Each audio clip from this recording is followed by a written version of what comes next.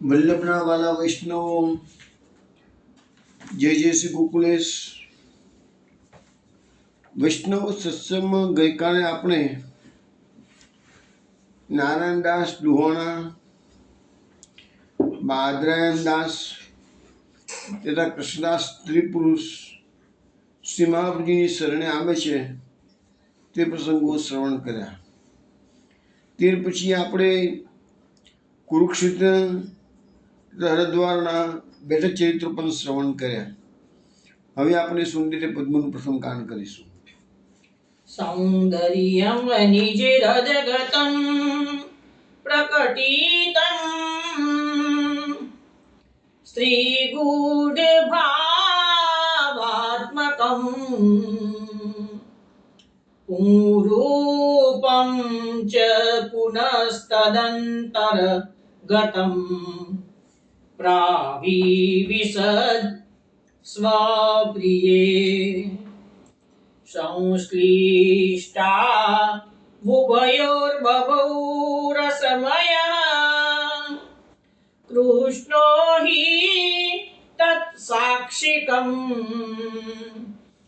રૂપં તત્ત્રિતયાત્મકં પરમભીધ્યેયં સદા વલ્લભં ધ્યેયં સદા વલ્લભમ.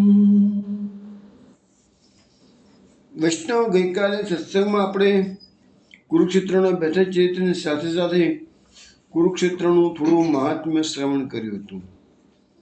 ત્યાર પછી હરિદ્વારમાં મહાપ્રભુજી કુંભ સ્નાન માટે પધાર્યા છે તે વાતો પણ આપણે શ્રવણ કરી હતી.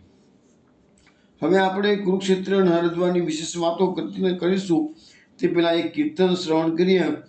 એના શબ્દો છે: શ્રી લક્ષ્મણ ગૃહ ઢોટા જાયો, ઘર ઘર ભજત બધાઈ. અને આ કીર્તન હમણાં તમે શ્રવણ કરશો.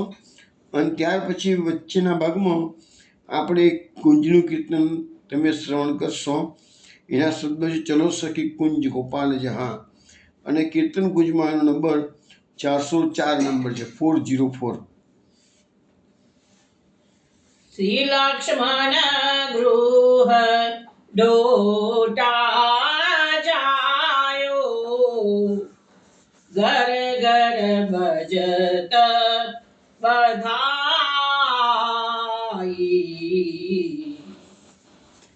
શ્રી લક્ષ્મણ ગૃહ ઢોટા જાયો, ઘર ઘર ભજત બધાઈ.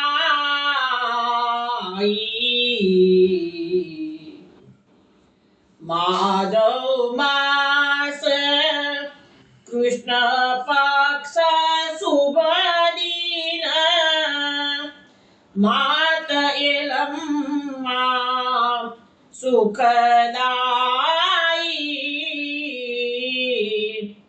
ઘર ઘર ભજત બધાઈ.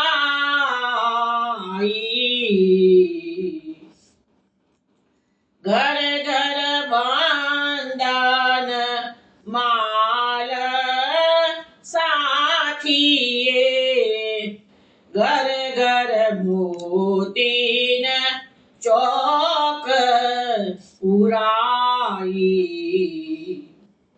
ઘર ઘર તે નર નારી ગાવત, લાગત ખરી સુહાઈ.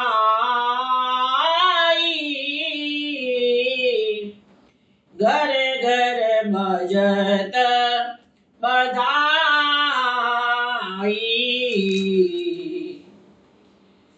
ઘર ઘર તે સબ માગત બંદી, વીર ભૈયતિ શોભા છાઈ.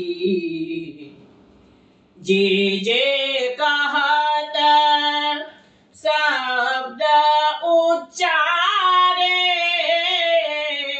જે જે કહત ઉચ્ચારે દાસ રસિક બોલી જાય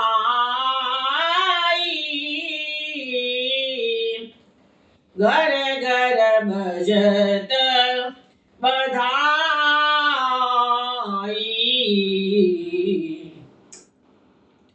શ્રી લક્ષ્મણ ગૃહ ડોટા જાયો ઘર ઘર ભજત બધાઈ ઘર ઘર ભજત બધાઈ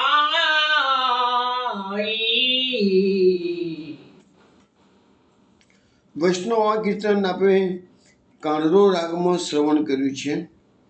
આ મહાપ્રભુજીની વધાઈની અંદર રાસિકની છાપ એટલે કે હરિરાજી મહાપ્રભુજી આપણને સમજાવે છે. શ્રી લક્ષ્મણ ગૃહ જોટા જાયો ઘર ઘર ભજત બધાઈ. શ્રી લક્ષ્મણ ભટ્ટજીના ઘરમાં પુત્રનો જન્મ થયો છે અને ઘેર ઘેર બધાઈનું ગાન થઈ રહ્યું છે.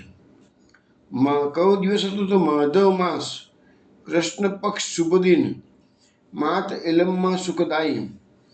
માધવ માસ એટલે ચૈત્ર માસ છે. વદ્દી પક્ષ કૃષ્ણ પક્ષ એટલે વદ્દી પક્ષ છે. શુભ સારો દિવસ છે અને માતા એલમમાં માતાના ત્યાં કુકી એમને જન્મ થયો છે સુખ આપનારા. ઘર ઘર બંધન માળ સાથીએ ઘર ઘર મોતીની ચોક પુરાઈ. ઘર ઘર બંધન માલ ઘેરે ઘેરે બંધન માળા બાંધવામાં આવેલી છે. ઘેરે ઘેરે સાંખ્યા કરવામાં આવેલા છે. ઘેરે ઘેરે એના પ્રાગટ્યના ઉત્સવની ઉજવણીમાં આનંદમાં ઘેર ઘેર મોતીના ચોક પુરાવામાં આવે છે. ઘર ઘર તે નર નારી ગાવત લાગત ખરી સુહાઈ.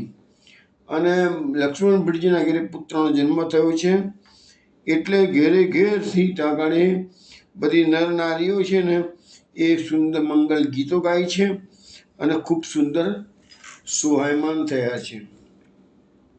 ઘર ઘર તે સબ માગત બંધી ભીર ભઈ અતિ શોભા છાઈ. હવે એ વખતે જે બંદીજનો હતા માગધ લોકો એ આપણે નંદ મહોત્સવમાં કેવું વર્ણન આવે છે કે નંદરાયજીના ઘેરે બધા માગવા આવ્યા હતા. પરંતુ અહીંયા એવું નથી. અહીંયા તો કહે છે કે ઘેર ઘેર એટલો બધો આનંદ પ્રસર્યો છે કે બધાએ જ પણ દાન આપવામાં આવ્યું છે. એટલે બંદીજનો દરેકના ઘેર જઈને માગણી કરે છે. તો ભીડ ભાઈ અતિ શોભા છે અને એ બંદીજનોની અતિશય ભીડ થયેલી છે આજે કે છે અને એ પણ શોભા આપનારી છે. જે જે કહત શબ્દ ઉચ્ચારે દાસ રસિક બલી જાય. રસિક એટલે હરિરાજી મહાપ્રભુજી આપણને સમજાવે છે. હું તો ખાલી કહે છે કે જે શબ્દનો ઉચ્ચાર કરી અને આ લીલાઓને વારી જવું છું કે છે. તો વૈષ્ણવ આ મહાપ્રભુજીનું વધાઈનું ગાન આપણે શ્રવણ કર્યું છે. હવે આપણે ગઈકાલે કુરુક્ષેત્ર હરિદ્વારની જે વાતો કરતા હતા એમાં કુરુક્ષેત્રનું એક મહાત્મ્ય કહેવાનું છે કે કૌરવો અને પાંડવોનું જે યુદ્ધ થયું આપણે કહીએ છીએ કે ધર્મક્ષેત્રે કુરુક્ષેત્રે સમવેતા યુત્સવ. ધર્મક્ષેત્ર એવા કુરુક્ષેત્રમાં તો એને કુરુક્ષેત્ર કેમ શબ્દ આપવામાં આવ્યો છે તો આ પાંડવો અને કૌરવોના જે પૂર્વજ હતા ગુરુ રાજા એને બહુ મોટી તપસ્યા આ ભૂમિ પર કરી હતી અને ભગવાનને પસંદ કરીને વરદાન માગ્યું હતું કે આ ભૂમિમાં જેનું મૃત્યુ થાય એનો ઉદ્ધાર થાય. એટલે બધા યુદ્ધ કરવા માટે 18 અક્ષોની સેના લઈ કરોડોની સેનાઓ હતી ત્યાં ગાડી અને ત્યાં યુદ્ધ કરવા માટે મેદાનમાં કેમ ગયા છે કે એનું વરદાન હતું કે આ ધર્મક્ષેત્ર છે અહીંયા મળશે બધાનો ઉદ્ધાર થશે. બીજી વસ્તુ શું છે કે કુરુવંશમાં જેટલા જન્મ્યા બધા કૌરવો કહેવાય. આપણે કહીએ 100 કૌરવો છે અને 100 કૌરવો નથી. 5 પાંડવો એ પણ કૌરવો છે. વિદુરજી, ધૃતરાષ્ટ્ર, ભીષ્મ પિતામહ બધા કૌરવો જ કહેવાય. કેમ? કુરુવંશમાં જેટલા જન્મ્યા એ બધા કૌરવો. ખાલી આપણે બોલીએ છીએ કે 100 કૌરવો અને 5 પાંડવો. 5 પાંડવો કેમ કીધા છે કે પાંડુ રાજાને ઘેરે 5 છોકરા જન્મ્યા માટે 5 પાંડવો થયા. પણ પાંડવો પણ છેવટે કૌરવો જ છે. ભલે આપણે ગણતરી 100ની કરતા હોઈએ તો એનું કારણ કુરુવંશમાં પ્રગટ થયા છે માટે. બીજું આ વંશનું આ ભૂમિનું બીજું મહત્વ શું છે તો જ્યારે પરશુરામજીએ 21 વાર પૃથ્વીને નક્ષત્રી કરી તે વખતે ગામે ગામથી જે ક્ષત્રિય રાજાઓ હતા, બીજા ક્ષત્રિયો હતા, એ બધાને ખ્યાલ આવ્યો કે આ પૃથ્વી પરથી ક્ષત્રિય વંશનું નિકંદન આ પરશુરામજી કાઢવાના છે. એટલે બધા ભારતભરના બધા જ ક્ષત્રિયો ભેગા થયા છે કુરુક્ષેત્રમાં. અને અહીંયા એક જ જગ્યાએ પરશુરામજી બધાને માર્યા છે. અને એનાથી જે 5 તો લોહીના મોટા મોટા કુંડ ભરાયા હતા એ જમાનામાં. એટલું બધું મોટો સંહાર પરશુરામજીને ગુસ્સો જે આવેલો હતો ક્ષત્રિય ઉપરનો, તો એનું પરિણામ એ આવ્યું ક્ષત્રિયોને 21 વાર પૃથ્વીને નક્ષત્રી કરી એના કુરુક્ષેત્રમાં બધા મરી ગયા હતા. 5 કુંડો મોટા લોહીના ભરાયેલા હતા. તો એવી રીતે આ કુરુક્ષેત્રની ભૂમિને બહુ પવિત્ર ભૂમિ મનાય છે. આજે પણ એ ભૂમિમાં તમે જાઓ તો તમને બધી પૌરાણિક બધી હકીકતો આજે પણ એ બધી સ્થળીઓ છે. પછી વાત આપણે કરતા હતા હરદ્વાર. હરદ્વારનું મહત્વ સમજાવ્યું હતું કે હર એટલે કે મહાદેવના ત્યાં જેવું હોય તો દ્વાર આ છે. અને બદ્રીનારાયણ હરિ એટલે વિષ્ણુ, વિષ્ણુની પાસે જેવું હોય તો પણ આ દ્વાર છે. મહાપ્રભુજી જ્યારે પધાર્યા હતા અહીંયા તે વખતે શું થયું હતું કે કુંભ મેળો લાગેલો હતો. એટલે મહાપ્રભુજીએ અડધી રાત્રિ યોગમાયાને આજ્ઞા કરી કે તમે આ ક્ષેત્રમાં રહેલા સૌને નિદ્રાધીન કરી દો. અને કાલને આજ્ઞા કરી કે બ્રહ્મ મુહૂર્ત સુધી સ્નાનનો પર્વકાળ છે, તમે સ્નાન કરીને કંકલ ક્ષેત્રમાં પાછા ના આવીએ ત્યાં સુધી તમે એ પુણ્યકાલને સ્થગિત કરી દો. તો મહાપ્રભુજીની આજ્ઞાથી યોગમાયા અને કાલે એ બધા કાર્યો કર્યા. પછી મહાપ્રભુજીએ હરકી પેઢી પર જઈને સ્નાન કર્યું છે, સંધ્યાવંદન કર્યું, 1 મુહૂર્ત સુધી પંચાક્ષર મંત્રનો જપ કર્યો. અને પછી ત્યાંથી ત્યાં સુધી જેટલા મનુષ્યો તો આગળ આવેલા હતા અને બીજા તો રહેતા હતા એ બધા નિદ્રાવશ થઈ ગયા.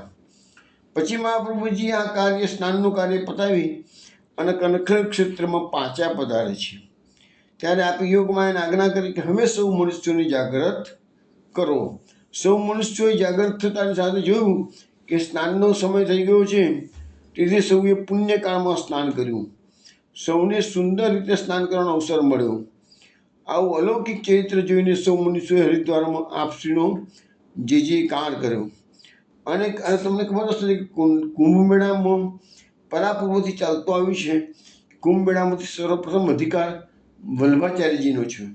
અને ત્યાર પછી વલ્ભાચાર્યજી પછી એમના વંશજોનો જ અધિકાર મળે છે. આજે બી હમણાં જ કુંભ મેળો અલ્હાબાદમાં પ્રયાગરાજમાં ગયા વર્ષે ભરાઈ ગયો. તેમાં પણ આપણા સુરતવાળા મહારાષ્ટ્ર તરફથી આપણે વલ્ભાચાર્યનો કેમ્પ તો ઊભું કરવામાં આવેલો હતો. અને પહેલું સ્નાન વલ્ભાચાર્યજીના વંશજોને લાભ મળે છે, પરાપૂર્વથી ચાલતું આવેલું છે. અનેક દેવી જીવો ત્યાં શરણે આવ્યા છે. આપશે ત્યાં બિરાજી શ્રીમદ ભાગવતનું પાલન કર્યું. પછી ત્યાંથી આપ મહાપ્રભુજી બદ્રિકાશ્રમ તરફ પધારે છે. અહીંયા હરિદ્વારમાં કહ્યું તે પ્રમાણે રામઘાટ પર બેઠકજીનો સેવા પ્રકાર સારો ચાલી રહ્યો છે. હવે આ ચરિત્રમાં શ્રી મહાપ્રભુજીએ આપણને એક સત્ય સમજાવ્યું છે કે જ્યાં તીર્થસ્થાનમાં જવાનું થાય ત્યાં શ્રદ્ધાપૂર્વક જવું અને શ્રદ્ધાપૂર્વક સ્નાન વગેરે કર્મ કરવા. આપણા કાર્યમાં જો શ્રદ્ધા ન હોય તો તે કાર્યનું ફળ મળતું નથી. ગઈકાલે પણ સમજાવ્યું હતું કે ભાઈ આપણા ધર્મનો જે પાયો છે ને એ શ્રદ્ધા છે કે છે. એટલે તો કુશાનજીએ સર્વોત્તમ સ્તોત્રમાં આજ્ઞા કરેલી છે કે આ સ્તોત્રનો પાઠ શ્રદ્ધા અને વિશુદ્ધ બુદ્ધિપૂર્વક કરવો જોઈએ. કારણ કે આમાં શું છે કે શ્રદ્ધા અને વિશુદ્ધ બુદ્ધિથી કરો તો જ તમને એનું ફળ પ્રાપ્ત થાય. ગમે તેટલું તમે સારામાં સારું કાર્ય કરો પણ શ્રદ્ધા ના હોય તો એટલા માટે ગીતામાં ભગવાને કીધેલું છે કે શ્રદ્ધાવાન લભતે જ્ઞાન. અને શંકા કુશંકાથી કરતા એવું તો કઈ હોય તો કહે છે કે સંશય આત્મા વિનિશ્ચિતિ. આ ગીતાના 2 વાક્યો છે. શ્રદ્ધા રાખો તો ફલિત થશે, શંકા કરશો તો સારામાં સારું કરેલું કર્મ પણ નિષ્ફળ જઈ શકે છે. એટલે આ ધર્મનો પાયો આ છે કે આપણે મહાપ્રભુજી પર વિશ્વાસ રાખવાનો, આપણા શાસ્ત્રો પર વિશ્વાસ રાખવાનો, શ્રદ્ધા રાખવાની. જેનો એને ગતસ્થ પંથા, મહાપુરુષો આપણને જે માર્ગે જવાનું કીધું છે એ માર્ગે જવાનું. પછી એમના પર કોઈ જાતનો વાધા વચકા કે ટીકા ટિપ્પણ, શંકા કુશંકા કરવાની નહીં. મહાપ્રભુજી બતાવ્યું આમ કરો એટલે કરવાનું, બસ. આ એક જ વસ્તુ આપણા મગજમાં ઉતરવી જોઈએ. હવે વૈષ્ણવ ગઈકાલે સમજાવ્યું હતું એ પ્રકારે ભલે બેઠક આપણે કુરુક્ષેત્ર કહીએ છીએ, હકીકતમાં એ ગામનું નામ હતું થાનેશ્વર, અને એકચ્યુઅલી આપણે થાનેશ્વર બોલીએ છીએ પણ ખરેખર નામ છે સ્થાનેશ્વર. હવે મહાપ્રભુજીના સરને ત્યાં જે વૈષ્ણવ આવ્યા હતા એ બધાના ચરિત્રો આપણે એક પછી એક લઈએ છીએ. હવે આ થાનેશ્વર જે છે ને એને સરસ્વતી નદીના કિનારા પર છે, અને સરસ્વતીની સામે કિનારે સિંહનદ ગામ છે. સિંહનદ મહાપ્રભુજી સરસ્વતી ઓળંગતા હતા ને એટલે પધાર્યા હતા. એટલે સિંહનદના જે વૈષ્ણવો હતા એ થાનેશ્વરમાં એને મહાપ્રભુજીના શરણે આવ્યા છે. મહાપ્રભુજીના શરણે થાનેશ્વરની અંદર તો જગદાનંદ નામના એક પંડિત આવેલા છે, એની વાત આપણે કરીએ. આ જગદાનંદ થાનેશ્વરમાં બ્રાહ્મણને જન્મ્યા. 12 વર્ષના થયા ત્યારે કાશીજીની વિદ્યા ભણ્યા. 12 વર્ષ કાશીમાં વિદ્યા ભણ્યા, ભાગવત ભણ્યા. પછી થાનેશ્વરમાં આવીને સરસ્વતી નદી પર શ્રી ભાગવતની કથા કહેવા લાગ્યા, અને એમની રોજીરોટી એ ચાલતી હતી. એક વાર થાનેશ્વરમાં શ્રી આચાર્યજી મહાપ્રભુજી પધાર્યા. સવારની સંધ્યા કરી એટલામાં જગદાનંદ આવી ગયા. સરસ્વતીમાં નાહી શ્રી ભાગવતની કથા કહેવા લાગ્યા. તે શ્રી આચાર્યજીએ મનમાં વિચાર્યું કે આ જગદાનંદ તો અમારો દૈવી જીવ છે, એનો અંગીકાર કરવો. આવું વિચારી જગદાનંદ સન્મુખજી બિરાજ્યા. જગદાનંદે જાણ્યું કે કોઈ પંડિત બ્રાહ્મણ આવ્યા છે. જગદાનંદે એક શ્લોક શ્રી ભાગવતનો વિનુગીતનો કહ્યો. પ્રાયો પિતાંબ વિહગામ મુનિયો વરિષ્ઠ. એ શ્લોક જાણીતો છે, વિનુગીતનો શ્લોક છે. કે એનો અર્થ એવો થાય છે કે આ ડાળીઓ પર જે પક્ષી બેઠા છે એ ખરેખર તો મુનિઓ જ છે, એ જ આ પક્ષીનો અવતાર લીધા છે. એનો શ્લોકનો અર્થ એવો થાય છે. હવે જુઓ તો આ શ્લોક કયો, પછી એનો અર્થ કર્યો. શ્રી આચાર્યજીને પૂછ્યું કે મેં આ અર્થ કર્યો છે, એ સિવાય તમે બીજો કોઈ અર્થ કરો ખરા કે? તો આચાર્યજીએ કહ્યું કે આ શ્લોકમાં તો અનેક ભાવ છે, ઘણા અર્થ છે, બીજા આવડતા હોય તો કહું. જગદાનંદે કહ્યું કે મહારાજ શ્લોકાર્થ મને આવડતો હતો તે મેં કહ્યું, બીજું તો હવે આપ કહો. શ્રી આચાર્યજીએ કહ્યું કે વ્યાસ આસને તમે બેઠા છો તો વ્યાસ આસનનો અતિક્રમ અમે કેમ કરીને કરીએ? જગદાનંદે આસન પરથી ઉતરીને કહ્યું કે આપ બિરાજીને કરો, મને સાંભળવાની ઈચ્છા છે. ત્યાં આચાર્યજી એ શ્લોકનો શ્રી સુબોધનો અર્થ કરવા લાગ્યા. તે કહેતા સવારથી ત્રીજો પહોર થઈ ગયો. પછી આચાર્યજીએ કહ્યું કે આ શ્લોકની વ્યાખ્યા તો 2-3 મહિના સુધી ચાલશે. જો એક જ શ્લોક પર આ પાંડિત્ય મહાપ્રભુજીનું જે વાકપતિ છે એમ કેમ નામ કહે છે, એક જ શ્લોક પર કહે છે કે 2-3 મહિના સુધી ચાલશે. તેથી હવે તમે ભૂખ્યા છો માટે ઉઠો. જગદાનંદ સમજી ગયા તો સાક્ષાત ઈશ્વર જ છે. ઈશ્વર સિવાય આટલી વિદ્વત્તા કોઈનામાં હોઈ શકે નહીં. જગદાનંદે દંડવત કરી વિનંતી કરી, મહારાજ આપ સાક્ષાત પુરુષોત્તમ છો, ઈચ્છો તેટલા દિવસ અર્થ કરો, હવે કૃપા કરીને મારે ઘેર પધારો. શ્રી આચાર્યજીએ કહ્યું કે અમે અમારા સમક્ષ વિના કોઈના ઘેર પધારતા નથી. જગદાનંદે વિનંતી કરી કે મહારાજ અમને સેવક કરો. શ્રી આચાર્યજીએ આજ્ઞા કરી કે જાઓ નહીં આવો. ત્યાં જગદાનંદ સરસ્વતીમાં નહીને અપરસમાં આવ્યા. શ્રી આચાર્યજીએ નામ સુનાવી બ્રહ્મ સંબંધ કરાયું. પછી જગદાનંદને ઘેર પધાર્યા છે. જગદાનંદને કહ્યું કે તમે ભગવત સેવા કરો. જગદાનંદે કહ્યું કે મહારાજ મારા ત્યાં એક ઠાકોરજી લાલજી છે, તે સદા તુલસીમાં બેઠેલા રહે છે, તેમના પર એક રોટી જળ રોજ ચડાવું છું. શ્રી આચાર્યજીએ કહ્યું કે જટ ઠાકોરજીને લઈ આવ. આવું ન કરાય. જગદાનંદ શ્રી ઠાકોરજીને લઈ આવ્યા. શ્રી આચાર્યજી પંચામૃત સ્નાન કરી પાટે બેસાડ્યા. જગદાનંદના માઠે પધરાવ્યા. પોતે જગદાનંદને ઘેર રસોઈ સામગ્રી કરી શ્રી ઠાકોરજીને ભોગ ધર્યો. પછી પોતે ભોજન કરી જગદાનંદને જૂઠણની પાતળ ધરી. રાત્રે શ્રી આચાર્યજીએ આ શ્લોક કહ્યો: પથનિયમ પ્રયત્નેન સર્વહેતુ વિવર્જિતમ વૃત્યર્થમ નૈવ ઇંજિત પ્રાણે કંઠગતેરપી. આનો અર્થ એવો થયો, પથનિયમ પ્રયત્નેન સર્વહેતુ વિવર્જિતમ. ભાગવતનો પાઠ તમારે પ્રયત્નપૂર્વક કરવો જોઈએ. સર્વહેતુ વિવર્જિતમ, કોઈ પણ પ્રકારના હેતુ વગર. વૃત્યર્થમ નૈવ યુંજિત, એનો ભાગવતનો ઉપયોગ વૃત્તિ માટે કરવો નહીં.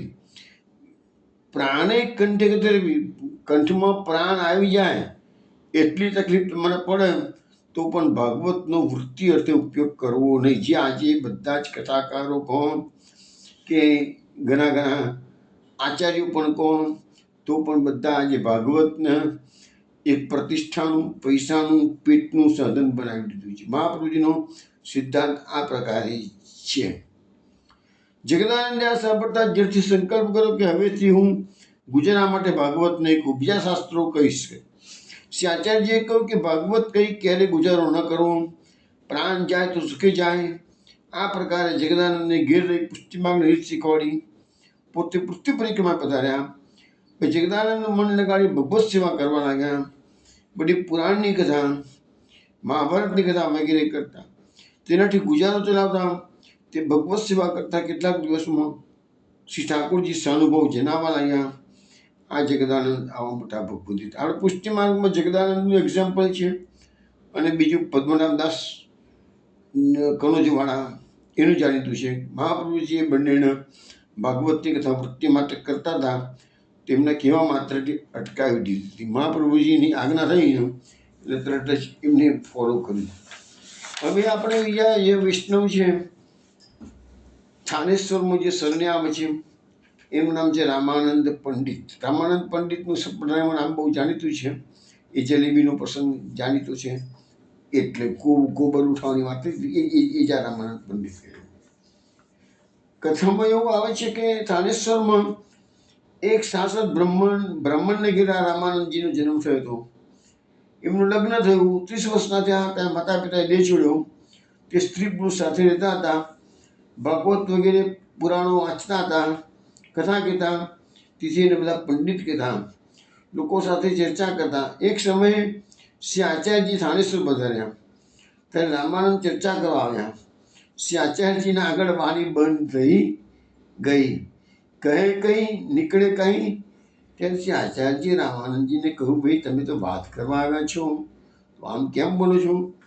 તે રામાનંદને શરમ આવી ગઈ. ઘેર આવ્યા. સરસ્વતીનું પૂજન અને જપ કરવા બેઠા. કહું કે સરસ્વતી પસંદ થાય ત્યારે જળપાન કરીશ. રાત દિવસ આમ બેઠા. 3 દિવસ વીત્યા. પછી સરસ્વતીજીએ પસંદ થઈને કહ્યું કે બહુ પસંદ છું, તારા મનમાં આવે તે માગ. રામાનંદ પંડિતે કહ્યું કે મને કોઈ પંડિત જીતે નહીં, હું બધાને જીતું એ જ માગું છું.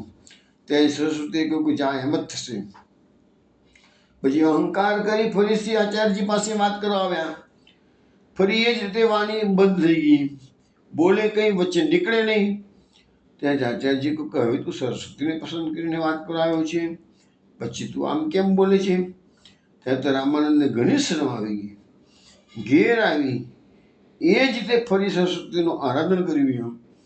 સરસ્વતીએ ફરી પસંદ થઈ રામાનંદને કહ્યું, હવે તું શું માગે છે પહેલાં? તો વિદ્યા તો તને આપી છે. ત્યારે રામાનંદે કહ્યું કે મને શાની વિદ્યા આપી? હું તો શ્રી આચાર્યજી સાથે વાત કરવા ગયો ત્યાં તો મારાથી જીવમાંથી કશું નીકળતું જ નથી કહે. ત્યારે સરસ્વતીએ કહ્યું, મેં તો તને પંડિતોને જીતવાનું વરદાન આપ્યું છે, કંઈ ઈશ્વરને જીતવાનું વરદાન આપ્યું નથી. શ્રી આચાર્યજી તો સાક્ષાત ભગવાન શ્રી કૃષ્ણચંદ્ર છે. એમની સાથે તું વાત કરવા ગયો છે તો કેવી રીતે જીતે? તેથી તારું ભલું ઈચ્છતું હોય તો શ્રી આચાર્યજીના શરણે જા. સંસારમાંથી છૂટીને કૃતાર્થ થા. વળી એમનાથી તું ક્યારેય નહીં જીતી શકે. પછી રામાનંદે આચાર્યજી પાસે આવીને નમ્રત કરી વિનંતી કરી, મહારાજ, મેં આપનું સ્વરૂપ જાણ્યું. આપ તો સાક્ષાત ઈશ્વર છો. હું જીવ છું. મારા પર કૃપા કરી શરણે લો. મારો અપરાધ ક્ષમા કરો. હું જીવ બુદ્ધિથી આપણી સાથે વાત કરવા આવ્યો હતો, પરંતુ તમને હું એક પંડિત, સામાન્ય પંડિત માનીને આવ્યો હતો. પણ મને ખ્યાલ આવ્યો છે આપ તો પુરુષોત્તમ છો. મહાપ્રભુજીએ કહ્યું કે અમારા સેવકથી તમે શું કરશો? રામાનંદે કહ્યું કે મહારાજ, હવે મને તમે ભૂલશો નહીં. હું આપણા શરણે આવ્યો છું. મારો અંગીકાર કરો. શ્રી આચાર્યજીએ કહ્યું કે જા નાહી આવ. રામાનંદ પંડિત સરસ્વતી મનાવીને શ્રી આચાર્યજી પાસે આવ્યા. શ્રી આચાર્યજીએ નામ નિવેદન કરાવ્યું. રામાનંદ પંડિતે વિનંતી કરી, મહારાજ, મારે ઘેર પધારો, મારી સ્ત્રીને પણ અપનાવો. શ્રી આચાર્યજીએ કહ્યું કે હવે તો પૃથ્વી પરિક્રમા માટે જવાની તૈયારી છે, તેથી જે સ્ત્રીને એ લઈ આવો, નામ શ્રવણ કરાવું. ફરી સ્થાનેશ્વર આવીશ ત્યારે તારા ઘેર ઉતરીશ. રામાનંદ ઘેર આવી સ્ત્રીને લઈ આવ્યા. શ્રી આચાર્યજીએ રામાનંદની સ્ત્રીને નામ સંભળાવ્યું છે. રામાનંદે કહ્યું કે મહારાજ, મને ભગવત સેવા પધરાઈ આપો. શ્રી આચાર્યજીએ કહ્યું કે તારી પાસે શ્રીમદ ભાગવતનું પુસ્તક છે, તેને તું ભોગ ધરજે. વળી સેવા તમારાથી બનવી કઠણ છે. પછી રામાનંદ દંડોત કરી સ્ત્રી સાથે પોતાને ઘેર આવ્યા અને શ્રી આચાર્યજી મહાપ્રભુજી પૃથ્વી પરિક્રમા કરવા પધાર્યા. હવે એક વખત મહાપ્રભુજી વાજા ફરતા ફરતા વાજા થાનેશ્વરમાં આવ્યા. તે વખત રામાનંદના ઘેર ઉતરેલા હતા. એ પ્રસંગ એવો બન્યો કે રાત્રે સૂઈ ગયા પછી સવારે વહેલા રામાનંદે ઉઠીને સ્ત્રીને કહ્યું કે જલ્દી જલ્દી છાન બધું ભેગું કરી દે કે છે, આ વૈષ્ણવ ઉઠીને છાન લઈ જશે કે છે. તો આ વાત રામાનંદની આચાર્યજીએ સાંભળી. મહાપ્રભુજી એ વખત સાંભળી ગયા આ પ્રસંગ એની પત્નીને કહેતુંતાને. ત્યારે આપે ઉઠીને મનમાં બહુ ક્રોધ કર્યો કે આ પ્રકારે છાન માટે કહે છે કે ઉઠાવી લઈ જશે, પછી વૈષ્ણવ તે શું બીજું સમાધાન કરશે? જો વૈષ્ણવ માટે આવો ભાવ હોય. મહાપ્રભુજી કહે, વૈષ્ણવ તો મારા પ્રાણ પે છે, એમને માટે તેમને અહીં વાત કરી કે છે. શ્રી આચાર્યજીએ ક્રોધ કરી હાથમાં જળ લઈને વેદ મંત્ર ભણી રામાનંદ પર છોટી કહ્યું કે મેં તારો ત્યાગ કર્યો. આમ કહી તે જ સમયે સંઘના વૈષ્ણવને સાથે લઈ ત્યાંથી ઉઠી ચાલી નીકળ્યા. થાણેશ્વરથી 3 કોસ પર એક ગામ અમિતીર્થ છે, ત્યાં જઈ સ્નાન સંધ્યા કર્યા. જે સમયે રામાનંદના ગીરથી શ્રી આચાર્યજી ઉઠીને ચાલવા લાગ્યા, તે જ સમયે થાણેશ્વરના વૈષ્ણવોએ બહુ વિનંતી કરી, મહારાજ, અમારા ઘેર પધારો. ત્યાં શ્રી આચાર્યજીએ કહ્યું કે હમણાં તો આ વેળા આ ગામમાં જલપાન પણ નહીં કરું. આવું કહીને પધાર્યા રહ્યા નહીં. પછી શ્રી આચાર્યજી મહાપ્રભુજી ત્યાંથી પૃથ્વી પરિક્રમા પધાર્યા. અહીં શ્રી આચાર્યજીના તિરસ્કારથી રામાનંદ તો વ્યાકુળ થઈ ગયા. જ્યાં ત્યાં બજારમાં ખાનપાન કરી બધી મર્યાદાઓ છૂટી ગઈ. છતાં એટલી મર્યાદા રહી કે કશું પણ ખાનપાન કરે તે પેલા એમ કહે કે શ્રી ગોવર્ધનાથજી આરોગ્યો. આ પ્રકારે સમર્પણ કરીને ખાય. એક દિવસે રામાનંદ બજારમાં ચાલ્યા જતા હતા, ત્યારે કંદુ જલેબી કરતો હતો. તે જલેબી તાજી જોઈને રામાનંદે ખરીદી. તે જ બજારમાં કહ્યું કે શ્રી ગોવર્ધનાથજી આરોગ્યો. આ પ્રમાણે સમર્પણ કરેલી જલેબી ખાધી. જે સમયે રામાનંદે જલેબી શ્રીનાથજીને આરોગાવી, તે સમયે શ્રી આચાર્યજી મહાપ્રભુજી શ્રીનાથ દ્વારમાં હતા. શ્રીનાથજીને રાજભોગ આવ્યો હતો. સમય થયો, શ્રી આચાર્યજી ભોગ સરાવવા મંદિર પધાર્યા. પછી આચમન મુખવસ્ત્ર કરાયા. ત્યાં શ્રીનાથજીના મુખારવિંદમાં જલેબીનો ટુકડો જોયો. શ્રી આચાર્યજીએ શ્રીનાથજીને કહ્યું કે બાબા, આજે તો કોઈ ઉત્સવ છે નહીં, જલેબી કઈ રીતે આરોગ્યા? શ્રીનાથજીએ કહ્યું કે તમારા સેવકે મને જલેબી આરોગાવી છે, તે હું આરોગ્યું છું. તો આચાર્યજીએ કહ્યું, કયા વૈષ્ણવ જલેબી આરોગાવી છે? શ્રીનાથજીએ કહ્યું કે થાનેશ્વર ગામના રામાનંદ પંડિતે આરોગાવી છે, તે હું આરોગ્યું છું. શ્રી આચાર્યજીએ કહ્યું કે મેં તો એનો ત્યાગ કર્યો છે, તમે એને સમર્પેલી કેમ આરોગ્યા છો? શ્રીનાથજીએ કહ્યું કે મેં તમને વચન આપ્યું છે નહીં કે જેને તમે બ્રહ્મ સંબંધ કરાવશો તેને હું ક્યારેય છોડીશ નહીં કે છે. તમે ભલે ત્યાગ કર્યો, પણ એ પહેલાં તમે સમર્પણ કરી દીધું છે કે જેને, તો હું એને કેવી છોડી શકું કે છે? આચાર્યજી ચૂપ થઈ ગયા. પછી અનુસર કરીને શ્રી આચાર્યજી મંદિરમાંથી બહાર પધાર્યા. ત્યારે હર્ષાણીજીને કહ્યું કે રામાનંદ પંડિત નાથે શ્રીનાથજી જલેબી આરોગ્યા છે અને કહ્યું કે હું એને કેમ છોડું. ત્યારે દામોદરદાસે પૂછ્યું કે મહારાજ આપે એનો ત્યાગ કર્યો છે અને શ્રીનાથજી પક્ષ કર્યો છે તો એ જીવનો અંગીકાર ક્યારે કરશો. શ્રી આચાર્યજીએ કહ્યું કે હવે વૈષ્ણવનો અપરાધ નહીં કરે તો લાખ જન્મ પછી એનો અંગીકાર કરીશ. શ્રીનાથજી જલેબી આરોગ્યા તેથી શું? પછી એક વૈષ્ણવ શ્રીનાથજીના દર્શન કરીને થાનેશ્વર ગયો. રામાનંદે એ વૈષ્ણવને પૂછ્યું કે મહાપ્રભુજી ક્યારેક મારી વાત કરે છે ખરા? ત્યારે વૈષ્ણવે કહ્યું કે તારા હાથની જલેબી શ્રીનાથજી આરોગ્યા હતા. ત્યારે શ્રી આચાર્યજીએ હર્ષાણીજીને પૂછ્યું હતું કે આપ રામાનંદનો અંગીકાર ક્યારે કરશો? શ્રી આચાર્યજીએ કહ્યું કે આજ પછી જો વૈષ્ણવનો અપરાધ ના કરે તો લાખ જન્મ પછી અંગીકાર કરી શકે છે. આટલી વાત થઈ હતી ત્યારે રામાનંદે પ્રસન્ન થઈને કહ્યું કે ભલે ભલે લાખ જન્મ તો પણ મારો અંગીકાર તો કરવાનું કહ્યું છે ને કે જેમ. તે પછી રામાનંદની બુદ્ધિ સુંદર થઈ. વૈષ્ણવના અપરાધથી ડરવા લાગ્યા. પંડિતાનો અહંકાર તો હતો જ નહીં, તેથી અપરાધ પડ્યો, તેથી દીનતા થઈ.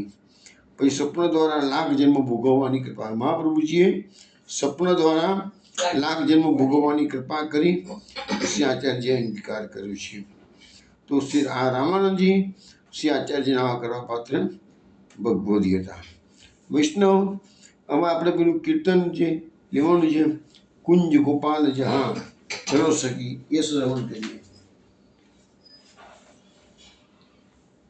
कुंज गोपाल जहाँ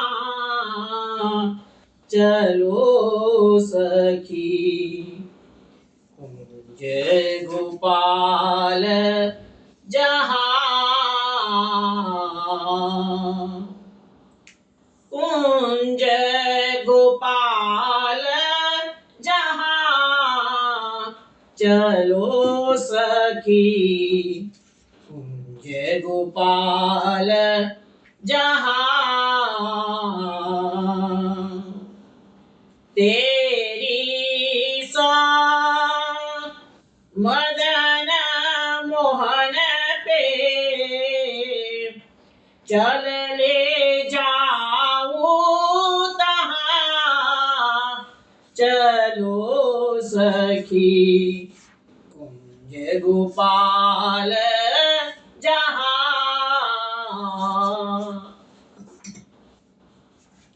आछे कुसुम मंदमाल या नील तरु कदम की छाह,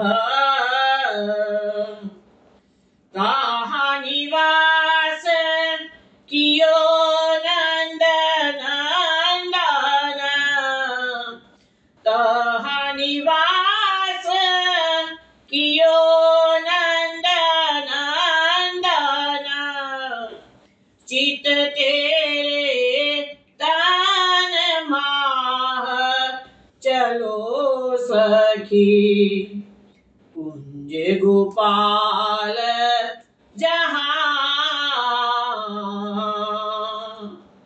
कुंज गोपाल जहाँ चलो सखी, कुंज गोपाल जहाँ।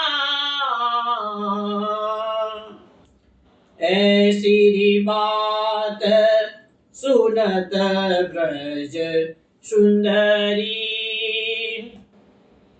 तो ही रह्यो क्यों भावे, परमानंद स्वामी मन मोहन, परमानंद स्वामी मन मोहन, भाग्य बड़े ते पावे चलो सखी, कुंज गोपाल जहाँ, कुंज गोपाल जहाँ चलो सखी कुंज गोपाल जहाँ।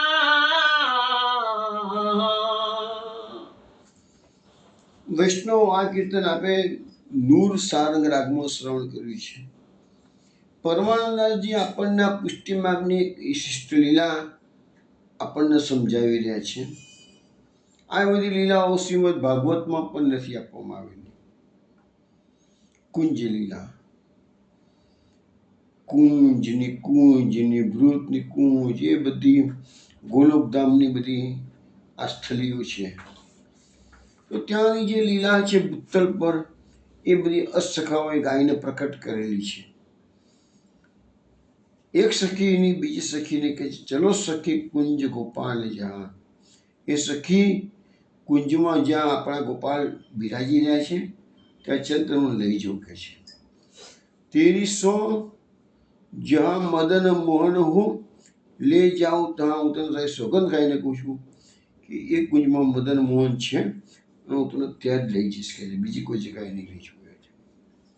નીકે કુસુમ મંદ મલ્યાની તરુ કદંબ કી છા. એ કુંજ કેવી છે? તેમાં સુંદર સુંદર પુષ્પ ખીલેલા છે. મલ્યાની પર્વત, મલ્યાની જે પવન છે એ મંદ મંદ મલય પર્વત વાઈ રહ્યું છે. તરુ કદંબ કી છા, અને કદંબની છાયડો પણ તગાડે કુંજમાં આવેલો છે.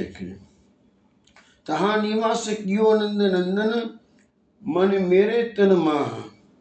અને એવી કુંજમાં નંદનંદન નિવાસ કરી રહે છે, પણ એનું મન તો તારામાં લાગેલું જ છે કે છે, એટલે તું તગાડી ચલ કે છે.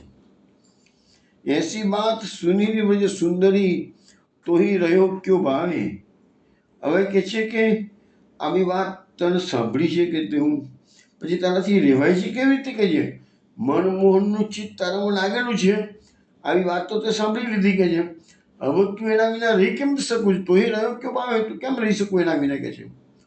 પરમાનંદ સ્વામી કો સ્વામી મનમોહન ભાગ્ય બળેથી પાય. પરમાનંદાસજી કહે છે અમારા જે સ્વામી મનમોહન છે, બધાનું મનનું હરણ કરનારા પ્રભુ છે, એ મોટા ભાગ્યથી જ મળે છે કે છે, એમને કોઈને જલ્દી મળતા નથી. તો આખું જે લીલાઓની આપણે શ્રવણ કર્યું વૈષ્ણવ. હવે મહાપ્રભુજી ચાણેશ્વરમાં પધાર્યા છે. ઘણા ઘણા વૈષ્ણવ એમની શરણે આવે છે. આપણે જે વૈષ્ણવ કેવી રીતે શરણે આવે છે એ બધા ચરિત્રો એક પછી જોતા જઈએ છીએ. હવે થાનેશ્વરમાં એક ગોવિંદાસ ભલ્લા એ રહેતા હતા, એ પણ એમની શરણે આવે છે. આ ગોવિંદાસ ભલ્લાના જે ઠાકોરજી છે ને એ મથુરાનાથજી. એ મથુરાનાથજી અત્યારે પણ કાંકરોલીની અંદર દ્વારકાધીશનું મંદિર જે છે એમાં દ્વારકાધીશનું સ્વરૂપ જે બિરાજે છે, એની બાજુના જ એ જ પગથિયા ચડીને ઉપર જઈએ છીએ તો એની બાજુમાં જ બીજું એક નાનકડું મંદિર છે, જમનાથી ગલી જેવું પડે છે, ત્યાં આગળ મથુરાનાથજી બિરાજે છે. અને એ જ આ ગોવિંદાસ ભલ્લાના ઠાકોરજી છે. વાર્તા સાહિત્યમાં એવું આવે છે કે આ ગોવિંદાસ થાનેશ્વરમાં સિપાહીગીરી કરતા હતા, હથિયાર બાંધતા, થાનેશ્વરના હાકીમ પાસે રહેતા, રૂપિયા 5-7 રોજ પામતા. થાનેશ્વરમાં જ્યારે શ્રી આચાર્યજી મહાપ્રભુજી પધાર્યા ત્યારે થાનેશ્વરમાં ઘણા જીવો મહાપ્રભુની શરણે આવેલા. તે વખતે ગોવિંદાસ ભલ્લાએ શ્રી આચાર્યજી મહાપ્રભુજીને વિનંતી કરી, મહારાજ મારી પાસે દ્રવ્ય તો ઘણું છે કે હું શું કરું? તો શ્રી આચાર્યજીએ કહ્યું કે ભગવત સેવા કરો. ગોવિંદાસ ભલ્લા મહારાજ સ્ત્રી અનુકૂળ નથી, તેનો આશય એ છે કે દેવી જીવ નથી કે છે. શ્રી આચાર્યજી કહ્યું કે જો સ્ત્રી અનુકૂળ ના હોય તો ત્યાગ કરો. મહાપ્રભુજીએ આ વસ્તુ આપણને સમજાવેલી જ છે કે 3 ઓપ્શન મહાપ્રભુજી આપેલા છે કે તમારા ઘર કુટુંબીજનો તમને સહકાર આપતા હોય તો એમને સહકાર લઈને સેવા કરો. કુટુંબીજનો જો તટસ્થ હોય, સહકાર ના આપતા હોય કે હેરાન પણ ના કરતા હોય તો કશો વાંધો નથી, તમે ઉદાસીન વૃત્તિ રાખીને એ લોકો બસ તે ઉદાસીન વૃત્તિ રાખો, સેવા કરો. પણ જો તમને પ્રતિબંધ કરતા હોય સેવામાં, તેવા કુટુંબીજનોનો ત્યાગ કરો. મહાપ્રભુજી સ્પષ્ટ થિયરી 3 ઓપ્શન આપણને આપી દીધેલા છે. અહીંયા પણ મહાપ્રભુજી ગોવિંદાસ ભલ્લાને કહે છે કે તું સ્ત્રીનો ત્યાગ કર. ગોવિંદાસે સ્ત્રીનો ત્યાગ કર્યો. પછી સઘળું દ્રવ્ય લાવી શ્રી આચાર્યજીને વિનંતી કરી કે મહારાજ દ્રવ્યનું શું કરું? સ્ત્રીનો ત્યાગ તો મેં કરી દીધો છે. શ્રી આચાર્યજી કહ્યું કે આ દ્રવ્યના 4 ભાગ કર. એક ભાગ શ્રીનાથજીની ભેટ કર, એક ભાગ તારી સ્ત્રીને આપી આવ, જેથી લગ્ન થયા એને છોડવાનો દોષ પૂંજી આપવાથી છૂટી. કારણ કે એનું ભરણ પસંદ તો કોઈ સારું જોઈએ ને, એક ભાગ તું એને આપી દે કે છે. 2 ભાગ તું લઈને ભગવત સેવા કર. ત્યારે ગોવિંદાસ ભલ્લે કહ્યું કે મહારાજ કંઈક આપ તો અંગીકાર કરો. ત્યારે આચાર્યજી કહ્યું કે ભલે એક ભાગ અમને આપ. ત્યારે ગોવિંદાસ દ્રવ્યના 4 ભાગ કર્યા. એક ભાગ શ્રીનાથજીને ભેટ કર્યો, એક ભાગ શ્રી આચાર્યજી મહાપ્રભુજીને ભેટ કર્યો, એક ભાગ સ્ત્રીને આપ્યો અને એક ભાગનું દ્રવ્ય લઈ માહોનમાં આવી રહ્યા. તેથી કે ગામમાં સ્ત્રીનો પ્રતિબંધ પડે, શ્રી માહોન આવી શ્રી મથુરાજીની સેવા કરવા લાગ્યા. હવે ગોવિંદાસ માહોનમાં નિત્ય 24% સામગ્રી કરે, ભોગ ધરે અને ત્યાં જ મર્યાદા માર્ગીય વૈષ્ણવને લેવડાવી દે, બચે તે ગાયને ખવડાવી દે, પોતે કશું લે નહીં અને પોતે જુદી લીટી કરી ભોગ ધરીને ખાય. આમ કરતાં કરતાં બધું દ્રવ્ય ઘટી ગયું. ત્યારે શ્રીનાથ દ્વાર આવી શ્રી ગોવર્ધન ધરની પ્રચારગી કરવા લાગ્યા. બંને સમયના પાત્રમાં જે રાત પાછલી પોર દોડ રહે ત્યારે ઉઠી દેહકૃત્ય કરી નાહીને ગાગર લઈ મથુરા આવી. શ્રી જમનાજીની ગાગર ભરી રાજભોગ પહેલાં આવતા પાત્ર બધા માજી રસોડું ચોખ્ખું કરી પોતાની બધી સેવાથી પહોંચી. પર્વત પરથી નીચે ઉતરી તિલક ધોઈ માળા ઉતારી ગાંઠ મારી ગોવર્ધનની આસપાસથી કોઈ ભિક્ષા માગી લાવતા. પાશ્ચાત્યનો આહાર હતો, તેથી આહાર જોગ આવે ત્યારે આવીને પોતાનાથી ગુંદીની રોટલી બનાવતા. શ્રી ગોવર્ધન ધરની ધીજાને દેખાડી ધરીને ભોગ ચરણામૃત મેળવીને લેતા. પછી શેણ ભોગના પાત્ર માંચતા, રસોડું ચોખ્ખું કરી સેવાથી પહોંચી શેણ કરતા. આ રીતે સેવા કરતા. પરંતુ શ્રી ગોવર્ધનજીને એની આ રીતભાત પસંદ આવી નહીં. એનું કારણ એ છે કે ભાવ પ્રીતિથી આવી સેવા કરે તો ગોવર્ધન ધરણ એની પાસે લાગેલા રહે. પણ ગોવિંદાસ ભલ્લા કેવા હતા? તામસી જીવ હતા. તેથી અહંકારથી કરતા. સ્ત્રીનો ત્યાગ પણ અહંકારથી કર્યો. માવનમાં 24% સામગ્રી નૃત્ય કરતા, તે અહંકારથી કરતા. અહીં બધી સેવા અહંકારથી કરતા. શરીરનું કષ્ટ પામતા, પરંતુ બધા સેવકોને હેઠે કરી દીધેલા કે મારી બરાબરી કોણ કરી શકે. તેથી શ્રી ગોવર્ધન ધરણને સારું લાગતું નહીં. એમાં હકીકત છે, પુષ્ટિમાર્ગનો પાયો છે, દીનતા છે.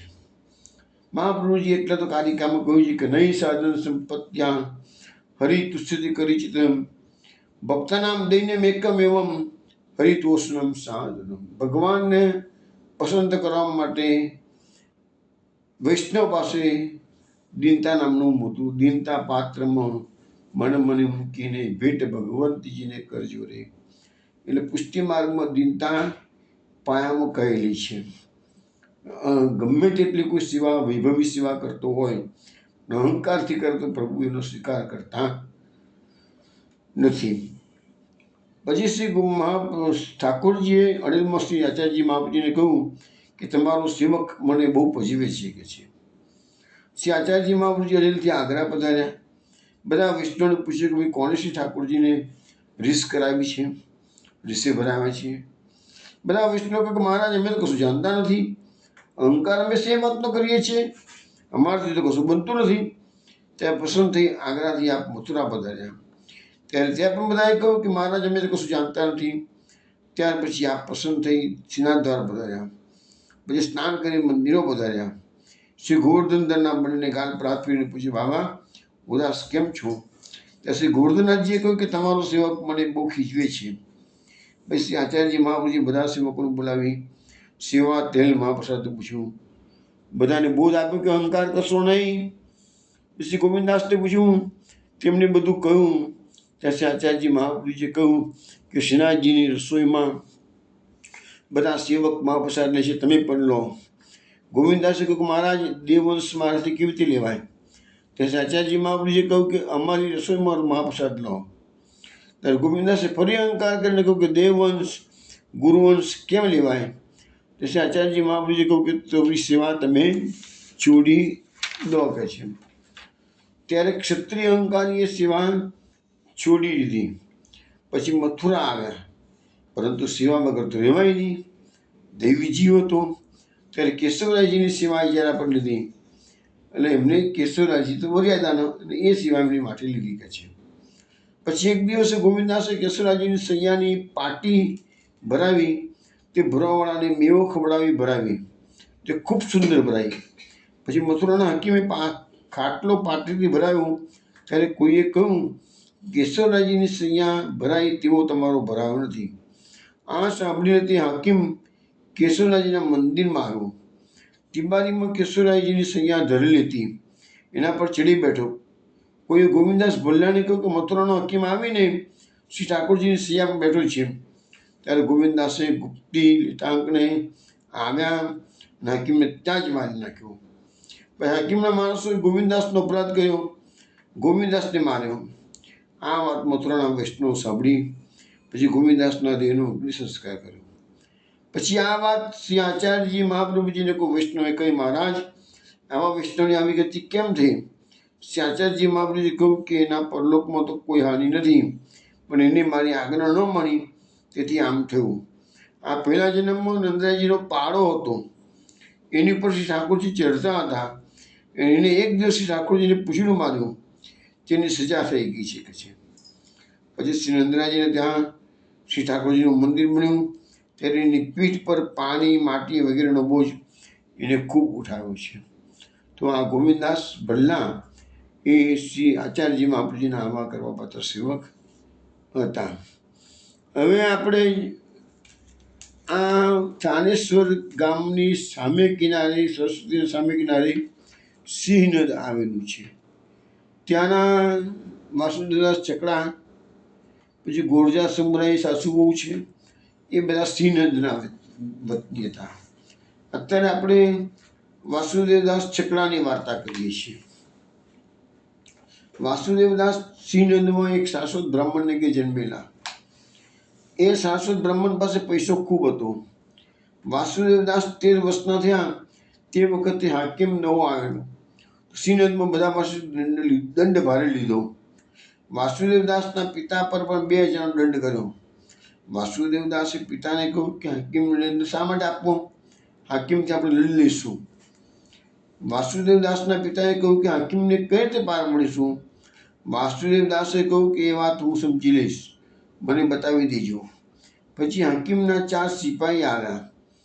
વાસુદેવદાસે એમને કહ્યું કે અમે દંડ દસી વાતનો આપીએ, હાકીમને કહો લડવું તો લડી લે, દંડ અમે આપવાના નથી.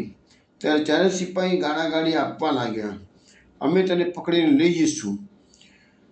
વાસુદેવદાસે 4ના હથિયાર છીન લઈ એવો ધક્કો માર્યો કે 4 જણા દૂર જઈ પડ્યા. પછી પેલા હાકીમ પાસે જઈને ફરિયાદ કરી કે વાસુદેવદાસ બ્રાહ્મણે અમને બધાને માર્યા છે, અમારે હથિયાર છીનવી લીધા છે. કહ્યું કે હાકીમ સાથે લડી લઈ શકે છું. ત્યારે હાકીમ ક્રોધે ભરાયો, 40 સિપાહીઓ મોકલ્યા. કહ્યું કે આ જ ઘડીએ એ બ્રાહ્મણને બાંધી લાવો. 40 સિપાહીઓ આવતા જોઈ વાસુદેવદાસ દોડીને 40 સિપાહીઓની વચ્ચે પેસી ગયા. કોઈની પાઘ તો કોઈનો હથિયાર નહીં, કોઈને મુક્કી મારી તો કોઈને લાતો મારી, બધાને જમીન પછાડતા ગયા.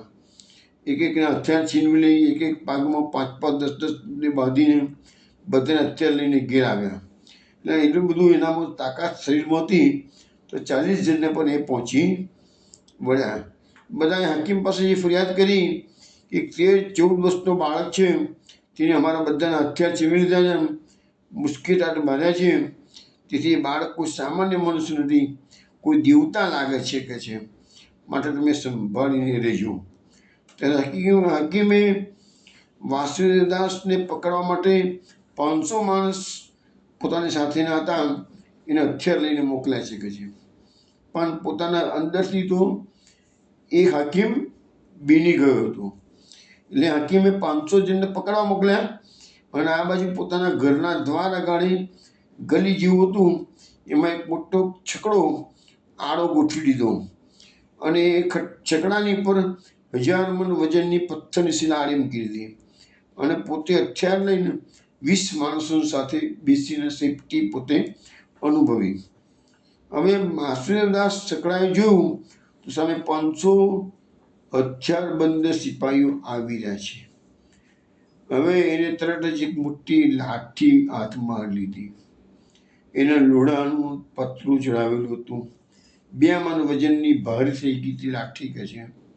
એ વાસુદેવ છકડા દોડે છે. સિપાહીઓને વચમાં આવ્યા, ચારે બાજુ ગુમાવી. એકવાર ગુમાવી ત્યાં તો 50-60 જણાના ઉપર પેલી લાઠી પડી.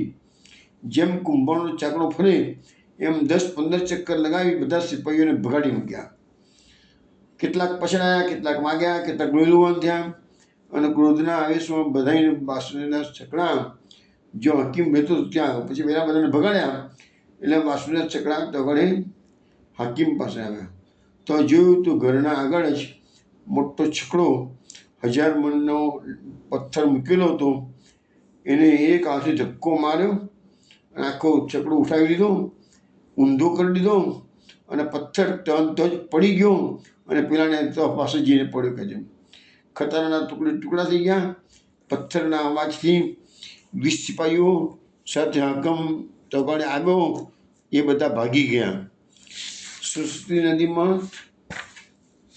તરીને દૂર ભાગી ગયા. બધા ભાગી ગયા. પછી બધા વાસુદેવદાસ હકીમનો ચોતરો તોડી પાડી નાખ્યો. પોતાના ઘેર આવ્યા. રાત્રે હકીમે પોતાને ઘેર આવી સિંહ નદીના 2-4 ભલા માણસો શરાબ વેપારી બધાને બોલાવીને કહું, તમે વાસુદેવદાસને ઘેર જઈ અને અમારું સમાધાન કરાવો. કહેજો કે તમારી પાસે દંડ લીધો એ અમે ભૂલ કરી. હવે તમે કહો તો હકીમી કરું, નહીં તો હું બીજે ગામ જતો રહું કે છે. હવે જન્મભર તમને કાંઈ નહીં કહું કે છે. હાકીમની બધી વાત કરી. વાસુદેવદાસ છકડાએ કહ્યું, અમારે હાકીમ સાથે શેનું વેર છે કે છે. આ તો એ ખોટી રીતે દંડ કરતો હતો એટલે અમે એને બોધપાઠ ભણાવ્યો. વાસુદેવદાસને મળીને કહ્યું કે તમે પેલો હકીમ પછી મળવા આવ્યો અને વાસુદેવદાસ છકડાને કહે છે કે તમે મનુષ્ય નથી, કોઈ દેવતા છો, મારા પર દયા રાખજો. હવે પછી હું તમારી સાથે વેર વાળીશ નહીં. પછી પેલો ખટારો ઉપાડીને ફેંકી દીધો. તે દિવસથી ગામના બધા લોકો વાસુદેવદાસ છકડા કહેતા. છકડો એટલે ગાળું અને આ લોકો ખટારો કહે છે. તો વાસુદેવદાસ છકડા કહેતા. પણ આનાથી વાસુદેવદાસનો ગર્વ ખૂબ વધી ગયો. ગામમાં હવે વાસુદેવદાસ છકડા કોઈને ગણતા જ નહોતા. ગાળો આપે, બધા ચૂપ નહીં ઊભા રહે. હવે જુઓ પરિવર્તન. ભગવાન ઘણી વખત સમજાવતું ને, ભગવાનની કૃપા કેવી રીતે થાય છે એની આપણને ખબર પડતી નથી. ભગવાનની કૃપા થાય એ અચાનક થાય, કોઈ નિમિત્ત બની જાય. અહીંયા બને છે એવું કે શ્રી આચાર્યજી મહાપ્રભુજી થાનેશ્વર પધાર્યા ત્યારે કૃષ્ણાસ મેઘન સરસ્વતીમાં સ્નાન કરવા માટે ગયા. તે સમયે ભાગ્ય યુગેથી વાસુદેવદાસ છકડા પર નાહવા માટે શ્રીનદથી આ સરસ્વતીમાં, મેં કહું ને કે સરસ્વતી નદીની એક સાઈડ પર શ્રીનદ ગામ છે અને બીજી સાઈડ પર આ થાનેશ્વર ગામ છે. થાનેશ્વર એ જ આપણું કુરુક્ષેત્ર. તો ત્યાં આગળ નાહવા માટે બંને સાથે થઈ ગયા. વાસુદેવદાસ છકડા તો પૂરેપૂરા અભિમાનમાં ગર્વિષ્ઠ હતા એટલે જળ ઉછાળતા ઉછાળતા નાહવા લાગ્યા. કૃષ્ણાસ મેઘનની પાસે આવ્યા. કૃષ્ણાસ મેઘનને બધા છોટા ઉડવા લાગ્યા. કૃષ્ણાસ મેઘને કહ્યું કે ભલા માણસ તું કોણ છે, કેમ છોટા ઉડાડું છું? જરા સીધી રીતે નાને કે દૂર જા, તારા છોટા બધાને ઉડે છે. તો કૃષ્ણદાસના વચન સાંભળી વાસુદેવદાસે કૃષ્ણદાસને મારવા માટે હાથ ઉપાડ્યો. કૃષ્ણદાસને તો શ્રી આચાર્યજીની કૃપાનું બળ હતું, તેથી વાસુદેવદાસના બંને હાથ પકડી લીધા. વાસુદેવદાસે બહુ જોર કર્યું પણ કેમે કરીને મેઘનજીના હાથમાંથી હાથ છૂટતા નથી. ત્યારે મનમાં હાર માની પછી પૂછ્યું કે તમે કોણ છો? કૃષ્ણાસ મેઘને કહ્યું કે હું તો શ્રી વલ્લભાચાર્યજી સાક્ષાત પૂર્ણ પુરુષોત્તમ પ્રગટ થયા છે તેનો સેવક છું. પછી કૃષ્ણાસ મેઘને કહ્યું કે તમે કોણ છો? વાસુદેવદાસે કહ્યું હું તો શાશ્વત બ્રહ્મન છું. મારા મનમાં બહુ ગર્વ હતો કે મારા બરોબરી બળ કોઈના નથી. 500 સિપાહી સાથે હકીમને મેં હરાવ્યો, 1000 મણનો ખટારો ફેંકી દીધો, તે મારા હાથ તમે સહેજમાં પકડ્યા. મેં ખૂબ જોર કર્યું પણ છૂટ્યા નહીં. તમારો આવો પ્રભાવ છે તો તમારા સ્વામી તો તાકાત કેટલી બધી હશે કે છે. તેથી તમારી સાથે આવીને શ્યાચાર્યના દર્શન કરીશ. પછી કૃષ્ણાશ્રી હાથ છોડી દીધા. બંને જણ નાહીને શ્યાચાર્યજી પાસે આવવા નીકળ્યા. તે વખતે શ્યાચાર્યજીએ હર્ષાણીજીને કહ્યું કે જો દમલા, ભગવદીય જેનો હાથ પકડે તેને સંસારથી પાર થાય. જો આ બહુ ઇમ્પોર્ટન્ટ વાક્ય મહાપ્રભુજી બોલે છે. હા, ભગવદીય એક વખત પણ જેને પકડે છે એને છોડતા નથી, એના પ્રભુની સન્મુખ લઈ જાય છે. કૃષ્ણાશ્રય સહેજમાં વાસુદેવદાસ છકડાનો હાથ પકડ્યો, પરંતુ એના ભાગ્યનું શું કહેવું? વાસુદેવદાસે આવી શ્યાચાર્ય દંડવટ કર્યા, વિનંતી કરી, મહારાજ શરણે લો. એટલે કહે છે ને કે દાસના દાસ કેમ થવાનું કીધું છે, તો દાસના દાસ પણ ભગવાન જલ્દી પસંદ થાય છે. અહીંયા કૃષ્ણાસ મેઘને હાથ પકડ્યો તો એને પ્રાપ્તિ કોની થઈ? મહાપ્રભુજીની થઈ. અને મહાપ્રભુજીથી ઠાકોરજીની પ્રાપ્તિ થાય એ આપણે જોઈએ. શ્યાચાર્યજી કહો કે તમને મનમાં બહુ ગર્વ રહે છે કે તમારે અમારા શરણે આવીને શું કરશો? અમારા શરણથી તો દીનતા થાય છે કે છે. વાસુદેવદાસે કહ્યું કે મહારાજ, મારે હવે ગર્વ જોઈતો નથી. ગર્વ કરવાથી જેન મારો બગડી જશે. અહંકારીને ભગવદીઓ ગણતા નથી. કષ્ટાસનો અપરાધ કર્યો હતો, પણ ભગવદીએ મારા હાથ પકડ્યા, તેથી ગર્વ નાશ પામ્યો. હવે આપ કૃપા કરો જેથી મારો જન્મ સફળ થાય. પછી આપણું પ્રાકટ્ય અમારા જેવા અધમોના ઉદ્ધાર માટે છે. શ્રી આચાર્યજીએ વાસુદેવદાસને નામ નિવેદન કરાવ્યું. પછી કહ્યું કે તારું નામ વાસુદેવદાસ છકડા. અગાઉ ગર્વમાં છકેલો જતો હતો, હવે તું ભગવદ રસમાં છકેલો રહીશ. માટે છકડા, વિષયની 5 ઇન્દ્રિયો અને 6ઠું મન તું વશ કરજે. તેથી તારું નામ છકડા. 6 કળા એટલે 6 વસ્તુને કંટ્રોલ કરવાનું, 5 ઇન્દ્રિયો અને મન. ઐશ્વર્ય, વિદ્ય, યશ, શ્રી, જ્ઞાન, વિરાગ્ય, આ 6 ધર્મ શ્રી ઠાકોરજી મળે છે તે તારામાં પણ આવી જશે. તેનું નામ છે કળા. આ રીતે કૃપા કરી આશીર્વાદ આપી શ્યાચાર્યજીએ સઘળા ધર્મ હૃદયમાં ધરી દીધા. તે માનસિક સેવા ફળ રૂપમાં મન લાગી ગયું, તેથી ભગવત સેવા એને માટે ન પધરાવી. વાસુદેવદાસે કહ્યું કે મહારાજ શ્રીનદ પધારો, મારા માતા પિતાને શરણે લો. શ્રી આચાર્યજીએ કહ્યું કે અમારે સરસ્વતી નદી ઓળંગવી નથી, તેથી શ્રીનદ તો અમે નહીં આવી શકીએ. માટે તું જા, જેની શ્રદ્ધા સેવક થવાની હોય તેને લઈ આવ, બીજાને કહીશ નહીં. વાસુદેવદાસ શ્રી આચાર્યજીને દંડવટ કરી શ્રીનદ આવ્યા. માતા પિતાને કહ્યું કે શ્રી વલ્લભાચાર્યજી થાનેશ્વર પધારે છે, સાક્ષાત ભગવાનનું સ્વરૂપ છે, તેથી તમે સેવક થાવ. હું એમનો સેવક થઈને આવ્યો છું. માતા પિતાએ કહ્યું કે અમે કાલે સવારે આવીશું, આજે તો ખાનપાન કરી ચૂક્યા છીએ. આ વાત કહી તે એમની પડોશમાં સાસુઓ ક્ષત્રણ રહેતા હતા. સાસુનું નામ હતું ગુર્જા, વહુનું નામ હતું સમરાઈ. એ બંને જણે સાંભળ્યું. વાસુદેવદાસને પૂછ્યું, ભાઈ તમે માતા પિતાને સવારે કહી લઈ જવાનું કહો છો? ત્યારે વાસુદેવદાસ જે રીતે પોતે સેવક થયા તે બધી વાત કહ્યું. હું આવો અહંકારી દુષ્ટ હતો, તે આચાર્યજીએ એમને અપનાવ્યો છે. સાસુ વિવેક કહ્યું કે અમારે પણ તમને સાથે લઈ જજો. પછી આ વાત શ્રીનંદના બધા લોકોએ સાંભળી કે થાનેશ્વરમાં શ્રી વલ્લભાચાર્યજી મોટા મહાપુરુષ પધારે છે, જેમના સેવક વાસુદેવદાસ છકડા જેવા અહંકારી પણ થઈ ગયા. તેથી આખું ગામ દર્શન કરવા માટે ઉમટ્યું છે. જ્યારે વાસુદેવદાસ માતા પિતાને અને સાસુઓને સરસ્વતીમાં નવડાવી શ્રી આચાર્યજી પાસે લાવ્યા. બધાએ દર્શન કરી દંડવટ કર્યા. વાસુદેવદાસે વિનંતી કરી, મહારાજ આ મારા માતા પિતા છે, એમને શરણે લો. વળી આ શ્રીનદમાં સાસુ વહુ રહે છે, આ વહુનો ધણી મરી ગયો છે, એ બંને આપને શરણે આવ્યા છે. શ્રી આચાર્યજીએ સાસુ વહુને નામ સંભળાવ્યું, નિવેદન કરાવ્યું. વાસુદેવદાસના માતા પિતાને નામ સંભળાવ્યું. વાસુદેવદાસે શ્રી આચાર્યજી મહાપ્રભુજીએ વિનંતી કરી, મહારાજ માતા પિતાને બ્રહ્મ સંબંધ કરાવો. શ્રી આચાર્યજીએ કહ્યું કે એમનો આટલો જ અધિકાર છે, એમનાથી નિવેદન નહીં થાય, તારા સંબંધથી એમનો ઉદ્ધાર કરી દીધો. પછી સાસુએ વિનંતી કરી કે હવે અમારું શું કર્તવ્ય છે, તે આપ કૃપા કરીને કહો. શ્રી આચાર્યજીએ કહ્યું કે તમે ભગવત સેવા કરો. સાસુએ વિનંતી કરી, મહારાજ હવે અમને સેવા પધરાવી આપો. શ્રી આચાર્યજીએ કહ્યું કે તમે સરસ્વતી નદીએ જાઓ, ત્યાં તમને ભગવત સ્વરૂપ મળશે, તે લઈ આવો. ત્યાં સાસુ સરસ્વતી નદીએ આવી, જોયું તો જળના કિનારે ઠાકોરજી બિરાજે છે. જોઈને બહુ ખુશ થઈ ગઈ. લાવીને શ્રી આચાર્યજીને આપ્યા. શ્રી આચાર્યજીએ પંચામૃત કરાવી સાસુઓને માથે વધાર્યા. શ્રી ઠાકોરજીનું નામ હતું દામોદરજી. પછી કહ્યું કે ઘેર જઈને સેવા કરું. તે સાસુઓ ઘેર આવે છે. સાસુ બહુ ચતુર હતી, તે સેવા કરે. બહુ ભોળી હતી, તે ઉપરની પ્રચાર કરી, જાહેર કરે. એ સાસુઓની વાર્તામાં આગળ બધી વાતો પાછી આવશે જ.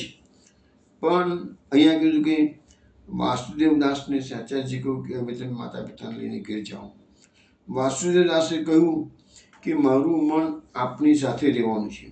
શ્રી આચાર્યજીએ કહ્યું હમણાં તો તમે માતા પિતાને લઈને ઘેર જાઓ, ગામમાં રહો. માતા પિતાનો દેહ કેટલાક દિવસમાં છૂટશે ત્યારે તમે અમારી પાસે આવી રહેજો.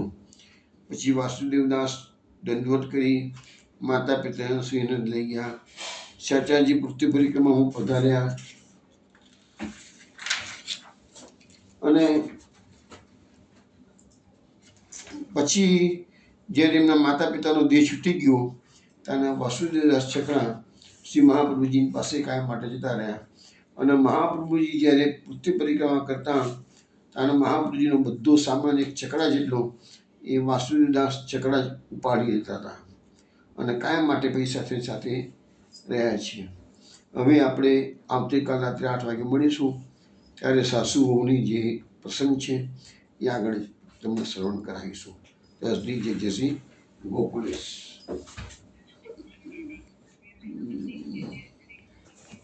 જય શ્રી ગોકુલેશ. જય શ્રી ગોકુલેશ. જય શ્રી ગોકુલેશ.